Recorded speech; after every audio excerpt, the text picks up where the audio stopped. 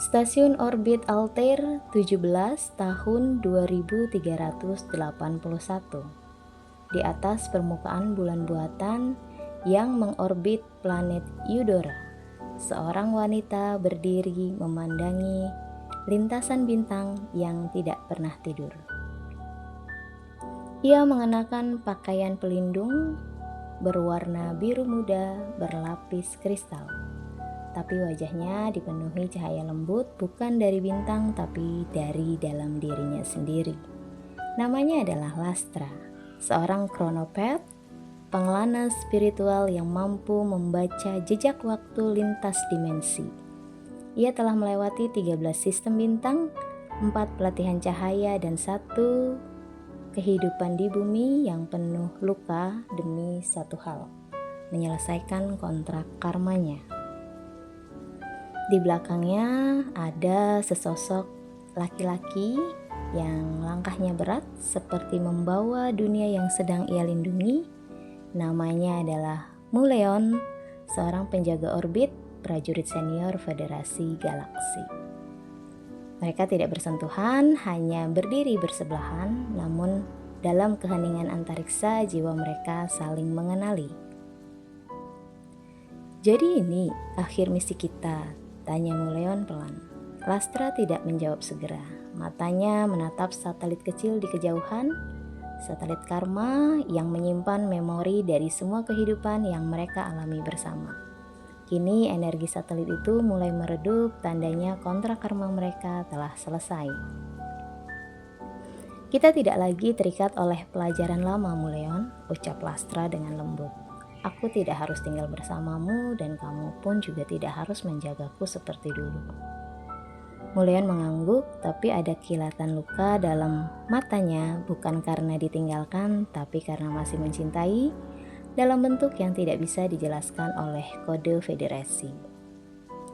Aku tidak tinggal karena kewajiban, Lastra, tapi karena aku memilihmu. Suara Muleon serak namun penuh keyakinan. Lastra tersenyum.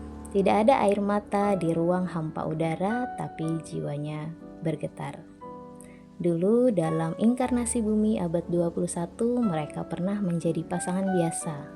Lastra adalah seorang bidan dan Muleon adalah seorang prajurit negara. Mereka menikah karena kontrak jiwa, mereka bertahan karena ada karma yang harus dibayar. Namun di akhir hidup di bumi, mereka menyadari bahwa cinta bukan tentang menyelesaikan hutang, tapi tentang memilih hadir meski bisa pergi. Di dimensi ini mereka diberi pilihan oleh Dewan Antar Waktu. Kalian bebas, kontrak telah selesai. Kalian bisa memilih jalan jiwa masing-masing atau saling menemani tanpa keterikatan.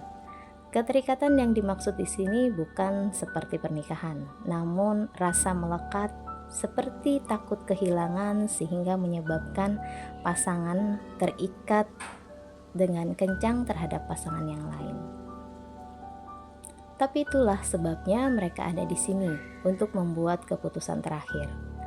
Kalau kita berpisah hari ini, bisik Muleon, maka aku akan tetap mencintaimu dalam bentuk paling bebas. Lastra tersenyum, dan kalau kita tetap bersama itu bukan karena harus, tapi karena aku ingin membangun kehidupan bersama sahabat jiwa yang sudah mengenalku bahkan sebelum aku mengenal diriku sendiri. Di atas mereka, langit tiba-tiba membuka, terlihat lorong cahaya, tanda bahwa waktu untuk memilih telah tiba. Layar di pergelangan tangan Lastri menyala bahwa sinyal reinkarnasi baru sudah dimulai. Sebuah dimensi bumi baru akan segera terbentuk.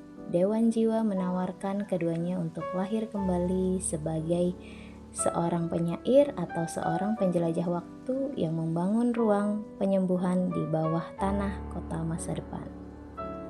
Mereka bisa memilih terlahir kembali bersama atau sendiri-sendiri.